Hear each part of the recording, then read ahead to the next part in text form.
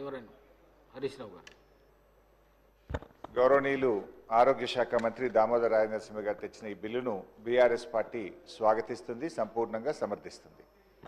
ఈ బిల్లు ముఖ్యంగా రాష్ట్రంలో ఎంతోమంది కిడ్నీ, లివర్, అదేవిధంగా వేరియస్ ఆర్గాన్స్ ట్రాన్స్ప్లాంట్ కోసం ఎదురు చూస్తున్నటువంటి వాళ్లకు త్వరితగతిన ఆర్గాన్స్ పొందడానికి ఫెసిలిటేట్ చేస్తుంది. ముఖ్యంగా ఈ రాష్ట్రంలో ఇప్పటికీ 3724 మంది ఆర్గాన్ కోసం దరఖాస్తు చేసుకొని బ్రెయిన్ డెడ్ కేసు ఏదైనా దొరికితే ఆర్గాన్ దొరుకుతుందేమో అని ఎదురు చూస్తూ ఉన్నారు. అటువంటి వాళ్ళకి ఇది ఎంతో రిలీఫ్ ఇస్తుంది. ముఖ్యంగా ఇంతకుముందు ఏంటంటే పిల్లలకైతే తల్లిదండ్రుల నుంచి ఇవ్వచ్చు, తల్లిదండ్రులు పిల్లలకి ఇవ్వచ్చు, లేదా బ్రదర్ అండ్ సిస్టర్స్ ఇచ్చేంత వరకే ఫెసిలిటీ ఉండేది డొనేషన్. ఈ బిల్లు ద్వారా ఏమవుతుందంటే గ్రాండ్ పేరెంట్స్, గ్రాండ్ చిల్డ్రన్ కూడా డొనేట్ చేయడానికి ఈ బిల్లు మనకు ఫెసిలిటేట్ చేస్తుంది. రెండవది స్వాప్. సపోజు మన కుటుంబ సభ్యుల బ్లడ్ గ్రూప్ కుదరలేదు, ఇంకొకరి కుటుంబ సభ్యులకు కూడా బ్లడ్ గ్రూప్ కుదరట్లేదు, అప్పుడు వాళ్ళది వీళ్ళు, వీళ్ళది వాళ్ళు తీసి స్వాప్ చేయడం ద్వారా కూడా ఈ ఆర్గాన్ డొనేషన్కు ఫెసిలిటేట్ చేస్తుంది.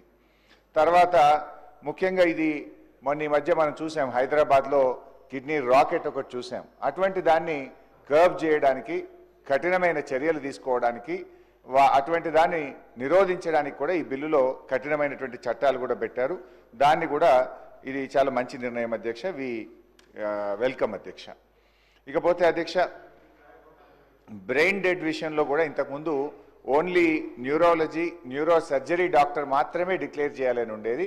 ఇక్కడ కొంచెం మరింత సింప్లిఫై చేసినారు. బ్రెయిన్ డెడ్ డిక్లరేషన్ విషయంలో మనకు అనెస్థెటిస్ట్ కానీ, అదేవిధంగా ఫిజిషియన్ కానీ, ఒక ఎంబీబీఎస్ డాక్టర్, ట్రైన్డ్ ఎంబీబీఎస్ డాక్టర్ను మనం ఆథరైజ్డ్ డాక్టర్గా డిక్లేర్ చేస్తే వాళ్ళు కూడా బ్రెయిన్ డెడ్ను డిక్లేర్ చేయొచ్చు. అప్పుడు ఏమైందంటే ఆ బ్రెయిన్ డెడ్ డిక్లరేషన్ జరిగి వెంటనే మనం అతన్ని తీసుకొచ్చి అతని యొక్క ఆర్గాన్స్ మనం తీసుకోగలిగితే మరో 10 మందికి ప్రాణం పోయొచ్చు. ఒకరు చనిపోతూ 10 మందికి ప్రాణదానం చేసేటువంటి ఒక గొప్ప కార్యక్రమం అధ్యక్ష. ఇది ఎవరిమైనా మనం వెల్కమ్ చేస్తాం. ముఖ్యంగా మన రాష్ట్రం చాలా బాగా చేసింది అధ్యక్ష. ఇన్ఫ్యాక్ట్ నేను మీ దృష్టికి కూడా తేవాలి, ఇంతకుముందు జీవన్ దాన్ అనే ప్రోగ్రాం పేరు మీద మన తెలంగాణ రాష్ట్రంలో చేశాం. గతంలో మీరు చూస్తే ఇప్పుడు ఇంకింత ఫెసిలిటేట్ అవుతుంది అది.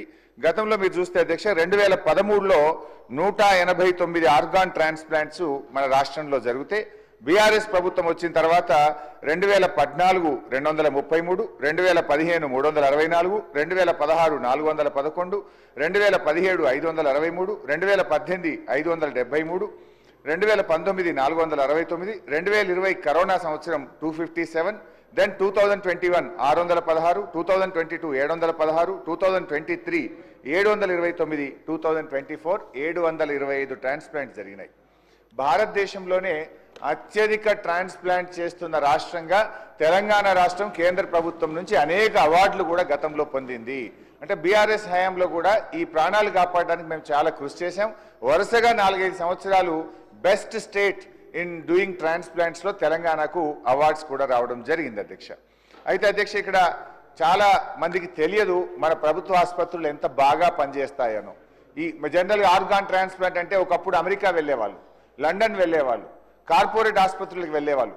కానీ మన తెలంగాణలో ప్రభుత్వ ఆసుపత్రులు 609 ఆర్గాన్ ట్రాన్స్ప్లాంట్స్ ప్రభుత్వ ఆసుపత్రుల్లో చేశాము. లైక్ నిమ్స్, ఉస్మానియా, గాంధీ, ఈ మన ఆసుపత్రుల్లో 609 ట్రాన్స్ప్లాంట్ చేశాం. ఇక్కడ ఇంకా ఒక విషయం నేను చెప్పాల్సింది ఏంటంటే అధ్యక్ష, ఆర్గాన్ ట్రాన్స్ప్లాంట్ అంటే చాలా కాస్ట్లీగా మనం భావిస్తాం. ఇది కిడ్నీ కానీ, లివర్ కానీ, హార్ట్ కానీ, లంగ్ కానీ, ఇది చాలా కాస్ట్లీ, ఇది పెద్దోళ్ళు మాత్రమే చేసుకోగలుగుతారు, పేదోళ్ళు చేసుకోలేనటువంటిది అని అందరం భావిస్తూ ఉంటాం.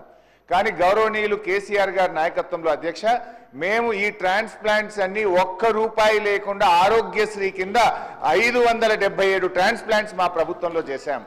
దాదాపు 20 లక్షల రూపాయల ఖర్చు అయ్యేటువంటి ఆర్గాన్ ట్రాన్స్ప్లాంట్ను నయా పైసా ఖర్చు లేకుండా ప్రభుత్వ ఆసుపత్రుల్లో ఉచితంగా చేసినటువంటి విషయాన్ని మీ ద్వారా వారి దృష్టికి తెస్తున్నాం.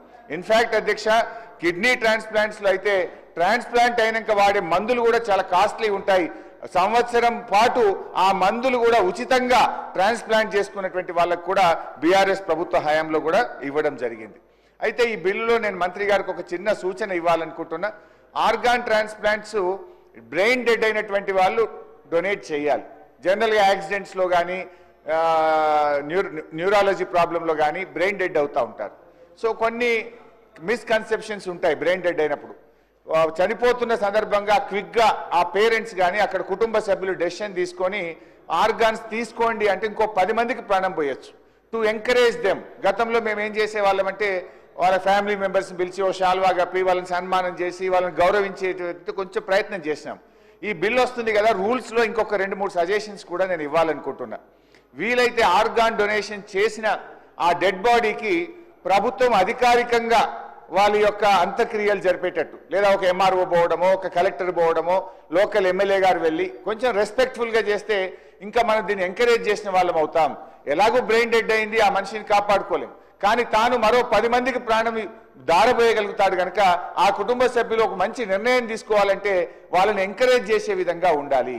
ఒకవేళ వాళ్ళు పేదవాళ్ళు అయితే ఓ ఇందిరమ్మ ఇళ్ళ కింద డబుల్ బెడ్రూమ్ ఇల్లు ఇద్దాం, వాళ్ళ పిల్లల్ని గురుకుల పాఠశాలల్లో ఉచితంగా మన దాంట్లో చదివించే కార్యక్రమం చేద్దాం, లేదా వాళ్ళ కుటుంబ సభ్యులకు ఏదైనా ఇన్సూరెన్స్ లాంటిది, హెల్త్ ఇన్సూరెన్స్ లాంటిది ఇచ్చే ఆలోచన చేయండి, లేదా అట్లీస్ట్ ఈ ఫ్యూనరల్ అన్న ప్రభుత్వ పరంగా గౌరవంగా చేస్తామంటే మరింత మంది ముందుకు వచ్చి రాష్ట్రంలో ఎంతో మంది ప్రాణాలు కాపాడడానికి అవకాశం ఉంటుంది.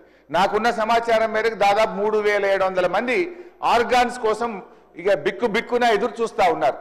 అంటే వాళ్ళ పాపం దొరకదా కుటుంబ సభ్యులు ఇవ్వని పరిస్థితుల్లో ఇలాంటి బ్రెయిన్ డెడ్ దానికోసం ఎదురు చూస్తుంటారు. అఫ్ కోర్స్ ఈ డెసిషన్ ఇవాళ గ్రాండ్ పేరెంట్స్ గ్రాండ్ చిల్డ్రన్ ఇవ్వచ్చు, స్వాప్ వచ్చింది, దీనివల్ల కొంత డెఫినెట్లీ ఇది యూస్ఫుల్. ఇంకా ఇలాంటి కొంత ఎంకరేజ్మెంట్ కూడా మంత్రి గారు ప్రపోజ్ చేయగలిగితే ఈ రాష్ట్ర ప్రజలకు మరింత మేలు జరుగుతుంది. ఇప్పటికే ఆర్గాన్ డొనేషన్లో తెలంగాణకు దేశంలో మంచి పేరుంది, దీన్ని కొనసాగించాలని మరింత బాగా ముందుకు తీసుకుపోవాలని మీ ద్వారా మంత్రి గారిని కోరుతున్నాను. డాక్టర్ సంజయ్.